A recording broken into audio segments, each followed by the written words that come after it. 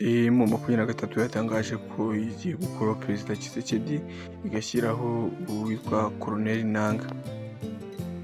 Ikindi M23 yatangaje ko yerekeje muri Uvira ndetse n'andi makuru menshi atandukanye n'imyidagaduro agezweho mu Rwanda mu bijyanye na politiki ndetse n'ibindi byose turabiganiraho ku buryo burambuye hano kuri Habineza TV. Rero reka mbashimire mwese mwakoze subscribe, like, share na comment.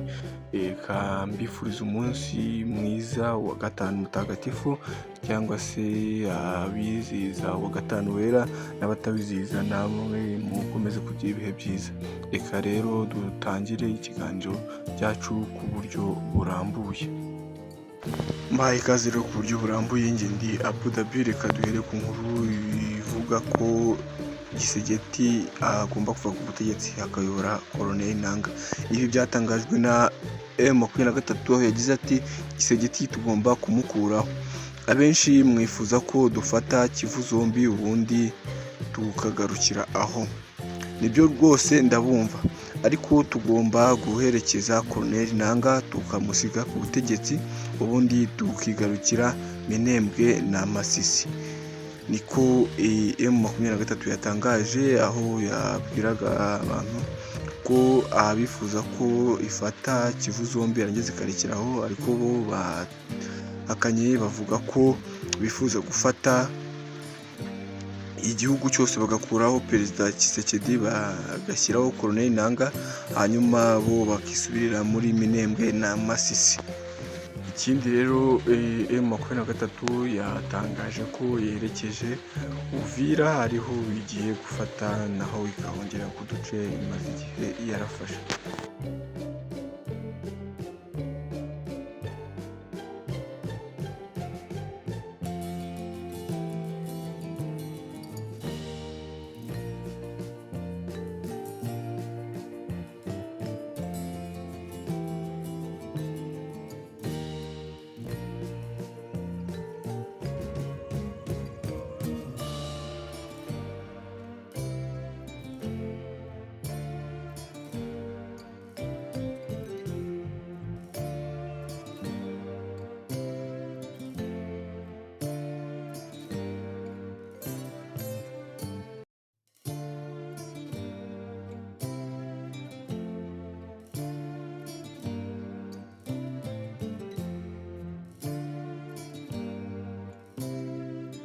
Colonel Nangaa yatangaje ikinyamakuru cyitwa News Z TV, asobanura ku bijyanye no kuvuga abasirikare b'u Rwanda babarizwa muri M23.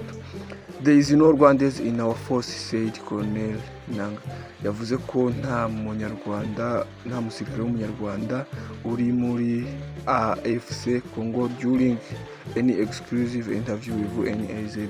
Mu gihe yari ari muri interview n'iki kinyamakuru, he stated that their fight is rooted in local issues that could be resolved through dialogues. Agasobanura ko ibibazo biri muri Repubulika ya Demokarasi ya Kongo bishingiye mu mizi yo kuba baganira kugira ngo ibyo bibazo bikemuke. But President Tshisekedi refused to negotiate. Ariko Perezida Tshisekedi ntabwo yifuza kuba yaganira, forcing them to continue fighting. Abasaba gukomeza guhatana. There is no Rwandese in our force. We have our own reason why we are fighting, and we are Congolese. Then, the fact is that President Tshisekedi has his own problem with the Rwanda government. He mentioned publicly that he wants to overthrow the leadership in Kigali. And for this matter, he recruited, he trained, and even he equipped the FDLR group to do so. So, if the Rwanda government anticipated by doing I don't know what to prevent this threat, this is not my business. Me, I'm talking about Alliance Fleuve Congo with M23. This is our force. We are Congolese. We are facing for our own reasons, and we don't know anything about Rwanda. Do you believe that the peace and peaceful solution of what's happening here is still possible? It's and possible. if yes? it's possible. And this is what we have been saying so far. For us, we know that for the reason why we are fighting, all those reasons why we are fighting can be addressed. And it can be addressed by a political way, a dialogue, negotiation. But the man in Kinshasa called Tshisekedi a dictator. He has said that never and never he will never sit in negotiation with us. So we are going to fight.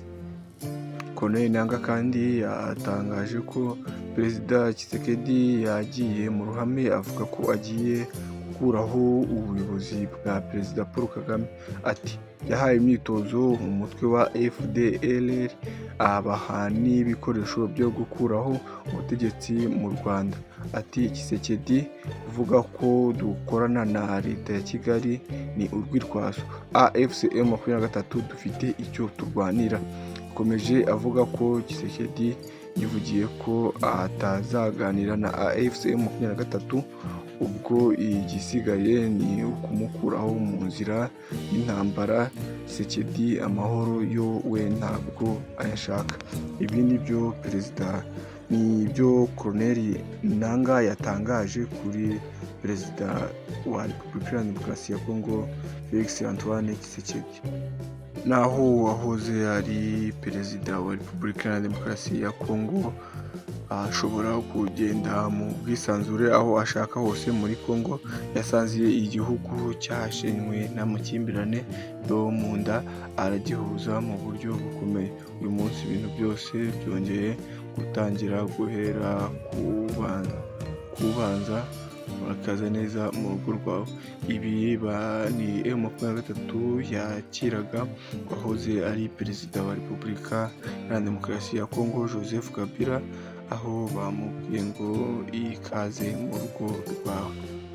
Ingabo zahoze mu butumwa bw'umuryango wa Afurika y'Amajyepfo muri Repubulika Iharanira Demokarasi ya Kongo SAMIDRC zizataha zinyuze mu Rwanda.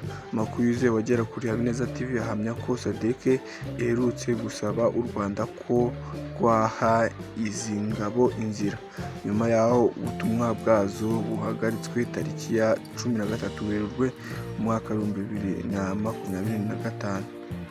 Naho mu Rwanda biri kuvugwa Perezida w'Inteko Ishinga Amategeko y'u Rwanda umutwe w'abadepite Kazarwa Gertrude yashimye uruhare Abanyarwanda baba mu mahanga bakomeza kugaragaza mu iterambere ry'igihugu. Muri siporo ho kuri uyu wa gatandatu tariki ya 19 Mata muri parikingi ya Stade Amahoro harabera isiganwa rya kane muri uyu mwaka rya Youth Racing Cup 2025 mu bakobwa no mu bahungu mu byiciro bitanu: Pupil, Under 11, Benjamin, Under 14, Minimize, Under 15, Cadet, Under 17 na Juniors Under 19. Uburyo bwiza bwo gusiganwa muri aya marushanwa ndetse muzabimenya mu yandi makuru cyangwa se mu bindi biganiro byacu bitaha. Mu myidagaduro, nyuma y'uko ikinyamakuru Hollywood Reporter gitangaje ko Justin Bieber yugarijwe n'ubukene n'amadeni kandi yarahoze ari umuherwe, abamureberera inyungu babinyomoje. Itsinda rimureberera inyungu ryatangaje ko ibivugwa byose ari ibihuha byazanywe n'umunyamakuru wahoze ari mu itsinda rya Justin Bieber bakaza gutandukana, akaba ari nawe wanditse iyo nkuru amuharabika, bityo abantu badakwiye kubiha agaciro. Ndabashimiye rero mwese twabanye muri iki kiganiro. Nge nitwa Budabihini Habineza TV, kambasabe gukora subscribe mufungure inzogera kugira ngo mujye mubasha kubona ibiganiro byose bigezweho, maze mujye muri comment mwandike ibitekerezo byanyu, turabinyuzamo amaso. Like nazo ni ingenzi, ubundi mwibuke gukora na share ku bandi ndetse n'ibindi byose mwifuza ni hano kuri Habineza TV.